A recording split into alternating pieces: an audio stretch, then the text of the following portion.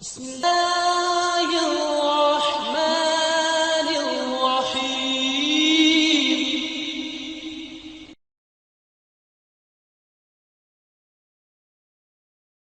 الحمد لله وكفى من على عباده الذين اصطفى. الرزق کے اضافہ کی تدبیروں کے ذکر سے پہلے ایک ایک کر کے چند باتیں جن کا جاننا نہایت ضروری ہے میری رائے میں اختصار سے سماعت فرما لیجیے۔ نمبر 1، ہماری گفتگو میں رزق سے مراد اگرچہ جیسا کہ علامہ دامغانی نے بیان کیا رزق کے 9 معانی بیان کیے گئے ہیں۔ ہماری گفتگو میں رزق سے مراد اللہ تعالی کی طرف سے عطا کی جانے والی ہر نفع والی فائدہ پہنچانے والی چیز اور بات،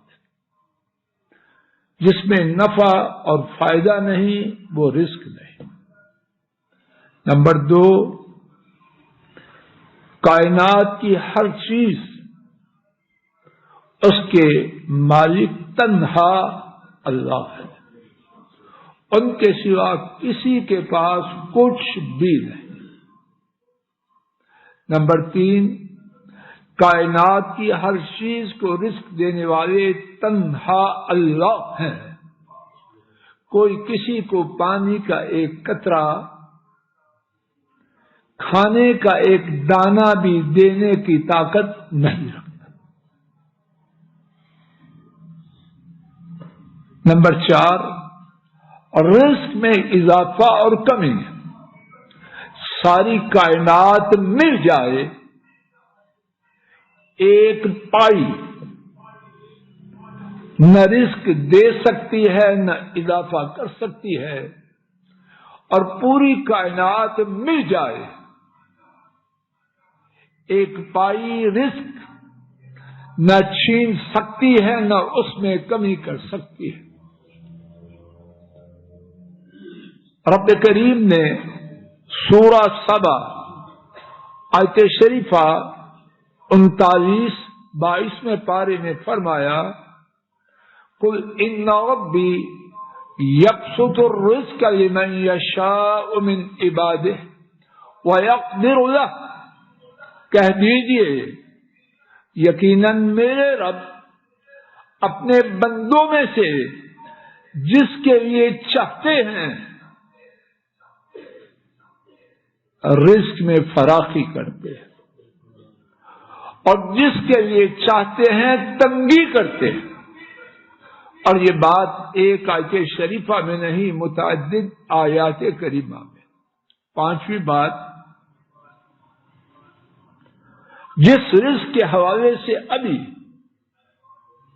اللہ کی توفیق سے ہم کچھ تدبیریں سنیں گے، اس رزق سے مراد وہ ہے جیسے کہ نمبر 1 میں ذکر کیا، جس میں نفع ہو، جس میں فائدہ ہو، جس رزق میں تباہی، بربادی، ہلاکت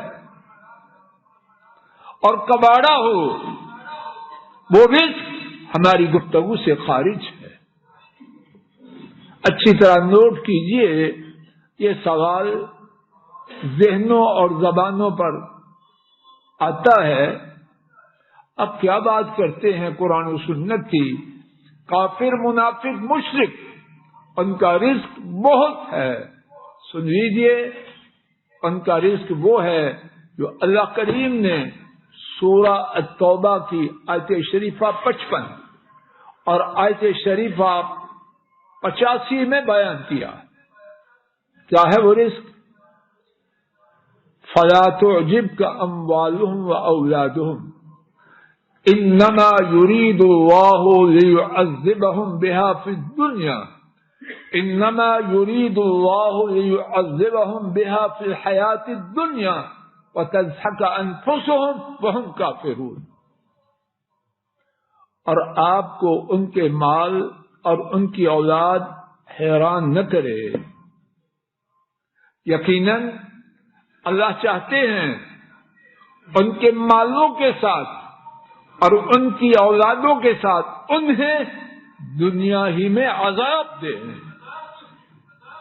ان کے مال اور ان کی اولادیں ان کے لیے باعث عذاب ہیں. بچے پاؤڈر پہ چلے گئے، جواریے بن گئے، بچیاں آوارہ ہو گئیں، گھر والوں کے اخلاق ستیہ ناش ہو گئے. وہ رزق ہماری گفتگو سے خارج ہے. ایسا رزق کافروں، منافقوں، سرکشوں بہت ملتا ہے ان کو، لیکن وہ رزق نعمت نہیں، وہ اللہ کا عذاب ہے. دو مقام پر اللہ نے یہ بات بیان کی ہے، اسی آیت شریفہ 55 اور اسی سورہ کی آیت شریفہ 85 میں انما یرید اللہ لیعذبہم بہا فی الحیات الدنیا. یہ مال، یہ اولاد انہیں اس لیے دیا گیا تاکہ اس کے ساتھ اللہ انہیں دنیا کی زندگی میں عذاب دے. یہ رزق ہمیں نہ چاہیے، نہ اس کے بارے میں ہماری گفتگو ہے. وَتَزْهَقَ أَنفُسُهُمْ وَهُمْ كَافِرُونَ، اور ان کی جانیں ہلاک ہو جائے اور وہ کافر. ان 5 باتوں کے بعد رزق کے حاصل کرنے کی تدبیریں اللہ کریم کی توفیق سے میں نے نہیں، کتاب و سنت سے اور علماء کی تفسیروں اور احادیث کی شروع سے دیکھ کے 33 تدبیریں جمع کی ہیں. ان میں سے اپنے محدود وقت میں 2-3 یا زیادہ جتنا وقت ہوا ایک ایک کر کے سنتے ہیں. اور میرا یہ گمان نہیں، اللہ کرے عقیدہ ہے کہ ان میں سے ایک تدبیر بھی اگر میں آپ اسے مضبوطی سے تھام لے، اللہ کے فضل و کرم سے بیڑا پار ہو جائے. پہلی تدبیر،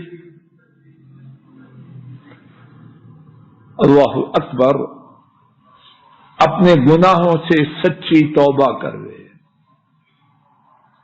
ایمان والے، مسلمانی کا دعویٰ کرنے والے، توحید و رسالت کا اقرار کرنے والے، ان کے گناہوں کی وجہ سے، کافر، منافق، مشرک، ان کی کہانی جدا ہے. انہیں گناہوں کے باوجود رزق ملتا ہے، بہت ملتا ہے، لیکن وہ رزق مفید نہیں، وہ ان کے لیے باعث عذاب ہے. ہم کس رزق کی بات کر رہے ہیں؟ مسلمانوں کو ملنے والا رزق. جب وہ گناہ کرتے ہیں ان کے رزق میں کوتاہی ہو جاتی، ان کے رزق میں کمی ہو جاتی ہے. اللہ انہیں رزق سے کچھ محروم کرتے ہیں، اور اس میں بھی ان کی خیرخواہی ہے تاکہ سیدھے ہو جائیں.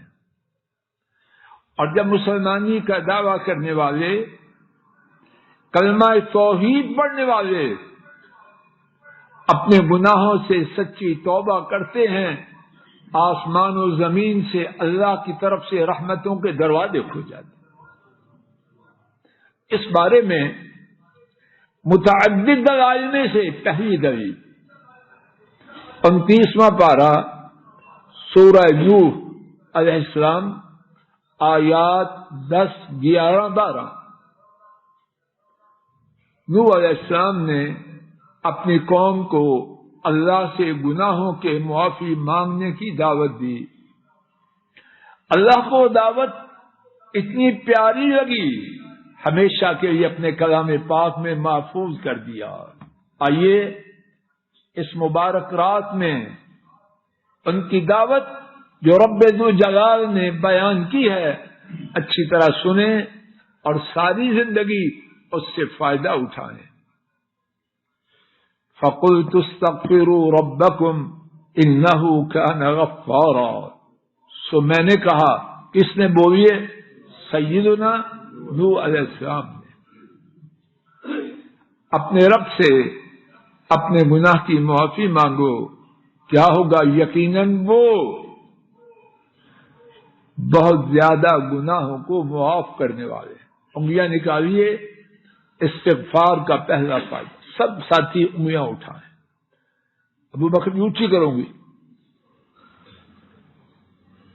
دوسرا فائدہ، یرسل السماء، نیچی نہ کروں گی، یرسل السماء علیکم مدرارا، جب تم اللہ سے اپنے گناہ کی معافی مانگو گے، دوسرا فائدہ یہ ہوگا اللہ تعالیٰ تم پر آسمان سے رحمت کی موسلادھار بارش نازل کرے۔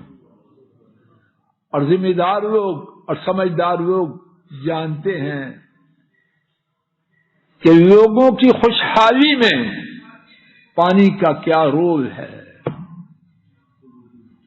اور کیا ہوگا؟ وَيُمْدِدْكُمْ بِأَمْوَالٍ، تیسرا فائدہ، اللہ تمہارے مالوں میں اضافہ کریں گے۔ یہ نہیں کہ دیں گے، کیا کریں گے بڑائی صاحب؟ اللہ اکبر۔ اور جب اللہ اضافہ کریں گے اپنی شان کے مطابق کریں گے یا کسی بخیل کی طرح کریں؟ زور سے بولو، زور سے بولو۔ وَيُمْدِدْكُمْ بِأَمْوَالٍ، تیسرا فائدہ، اللہ تمہارے مالوں میں اضافہ کرے۔ چوتھا فائدہ، وَبَنِينَ، اور اللہ تمہارے بیٹوں میں اضافہ کرے۔ روتے ہیں اولاد اولاد اولاد، اولاد کے لینے کا بہترین وظیفہ اللہ سے بہت زیادہ اپنے گناہوں کی معافی مانگو۔ پانچواں فائدہ، وَيَجْعَلْ لَكُمْ جَنَّاتٍ، اور وہ تمہارے لیے باغات بنائیں گے۔ پھر انڈیا دشمن سے جو ہمارا پانی بند کر چکا، جو ہمارے مسلمان بھائیوں کی گردنوں کو کاٹ رہا ہے، عزتوں کو لوٹ رہا ہے، اس سے کیلے منگوائیں گے؟ نہیں۔ وَيَجْعَلْ لَكُمْ جَنَّاتٍ، جب اللہ باغات بنائیں گے، کیلے منگائے نہیں بلکہ دنیا میں بھیجنے والے بنیں گے۔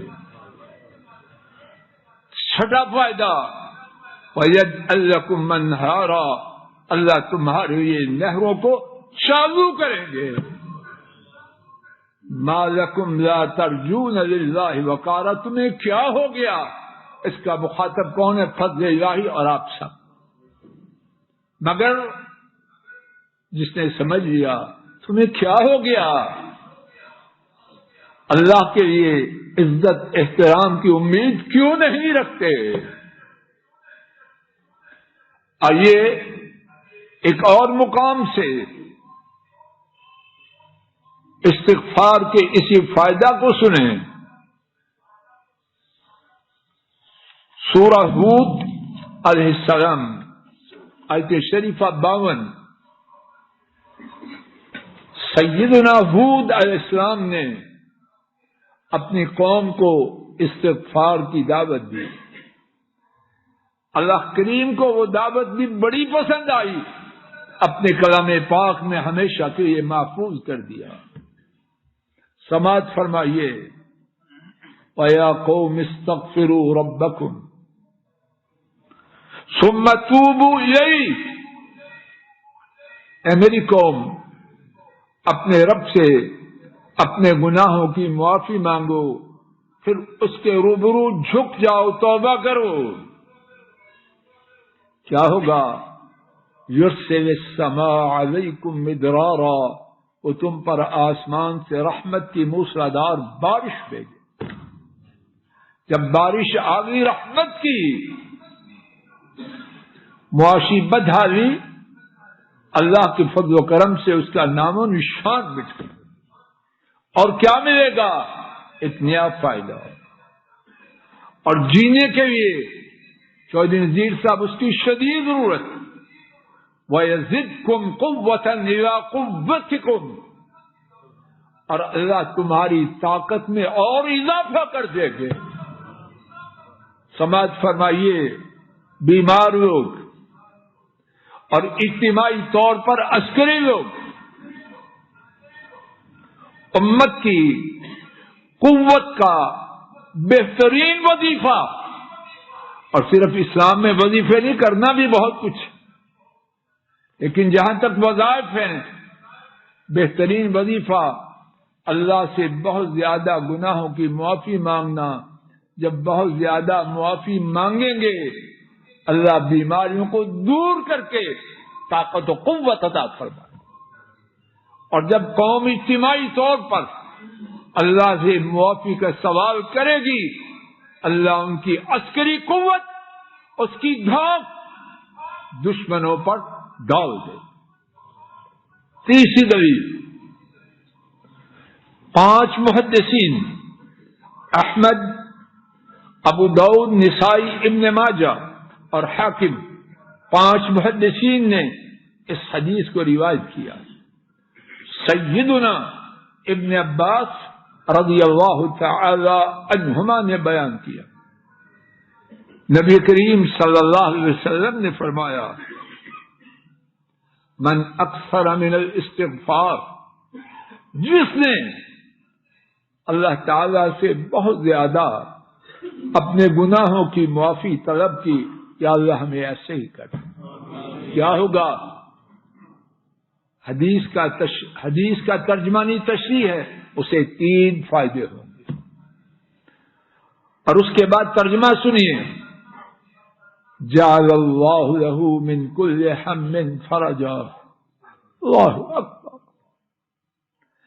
اللہ اس کے لیے ہر غم سے نکلنے کی راہ پیدا کر.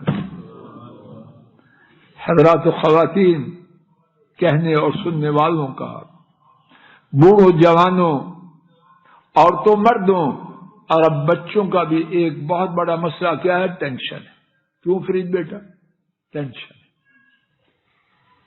جس کو ٹینشن نہیں ذرا ہاتھ کھڑا کرے، میں اس کا ہاتھ چوموں. ماشاء اللہ ماشاء اللہ، زندہ باد، ماشاء اللہ، سچا بچہ ہے. اللہ ایسے ہی کرے، اور آپ کے ماں باپ کو بھی ایسے ہی کرے. یہ میرے بڑے پرانے پیارے ساتھی،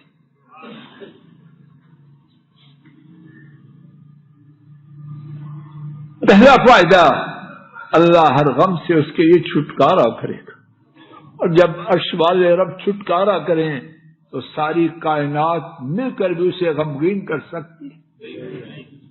دوسرا فائدہ، وَمِن كُلِّ ضِيقٍ مَخْرَجًا، ہر تنگی، معاشی، آئلی، سماجی، سیاسی، کوئی تنگی وہ باقی نہ رہے گی. اللہ ہر تنگی سے نکلنے کی راہ پیدا کرے، اور جب وہ راہ پیدا کریں تو پھر کوئی راہ بند کر سکتا ہے. تیسرا فائدہ جو ہماری گفتگو کا موضوع ہے، وَرَزَقَهُ مِنْ حَيْثُ لَا يَحْتَسِبُ، اور اللہ اسے وہاں سے رزق دیں گے جہاں اس کا وہم و گمان بھی. یہ وقت تو ختم ہو رہا، 2 منٹ ہیں. اسی استغفار کی بات کچھ اور سن کے بعد ختم کرتے. استغفار ہے کیا؟ 500 دانے کی مائی حاجن تسبیح لے، بہوؤں کی غیبتیں کرتی رہے، خامن کا ماتم کرتی رہے اور تسبیح پھیرتی جائے. یہ تسبیح نہیں، یہ کچھ اور ہے. اور ایسی تسبیح سے کچھ نہیں ملے گا. بہو سسرال میں کیڑے ڈالتے رہے اور ساتھ تسبیح پڑھتی رہے، استغفر اللہ استغفر اللہ، تو کیا تونگری آئے گی؟ نہیں. جو استغفار ہے، علامہ جرجانی فرماتے ہیں، اس کا معنی یہ ہے، الرجوع من الافعال المذمومہ الى الافعال الممدوحہ. استغفار یہ ہے مذمت والے کاموں سے ہٹ کے عزت والے کاموں کی طرف آ جائیں. کیا میں آپ ایسا استغفار کرتے ہیں؟ اگر کرتے ہوتے تو ہم اتنے ذلیل نہ ہوتے جتنے ہو چکے. امام نووی رحمہ اللہ نے اپنی کتاب ریاض الصالحین میں استغفار کے لیے 4 باتیں بیان کی. نمبر 1، استغفار کا پہلا تقاضا یہ ہے فضل الہی. حماد صاحبان، چودھری صاحب، خان صاحب، جو صاحب بھی ہے، جس گناہ سے معافی مانگ رہا ہے اس کو چھوڑ دے. بے پردہ کی بے پردہ، سودی جہاں برائی میں اٹکا ہوا ہے وہی اٹکا رہے اور کہ استغفر اللہ یہ جھوٹ ہے. نمبر 2، جو کیا اس پہ شرمندہ ہو جائے. کن کا کھایا اور کن کی نافرمانی کی، جانور بھی جس کا کھاتے ہیں اس کے پاؤں چاٹتے. نمبر 3، آئندہ نہ کرنے کا پختہ عزم کرے. اور نمبر 4، جو ہو چکا اس کی تلافی کرے، اور اگر انسانوں کا حق ہے وہ ادا کرے، اور اگر ادا کرنا اس کے بس میں نہ ہو اللہ تعالی سے معافی مانگے. انشاءاللہ الرحمن جب ایسے کرے گا گناہ مٹ جائیں گے، نیکیوں میں بدل جائیں گے، اور اللہ کی رحمت کے دروازے آسمان اور زمین سے کھل جائیں گے. اللہ تعالیٰ اپنے فضل و کرم سے مجھے اور آپ کو اس تدبیر اور باقی جو متعدد تدبیریں ہیں انہیں اپنانے کی توفیق عطا فرمائے. وقت کی پابندی کرتے ہوئے یہی بات کو روکتا ہوں، اللہ تعالیٰ اپنے فضل و کرم سے کہی سنی بات کی غلطی کو معاف کرے، اور ٹھیک بات جو کہی اور سنی گئی اس پر کہنے اور سننے والوں کو عمل کی توفیق عطا فرمائے.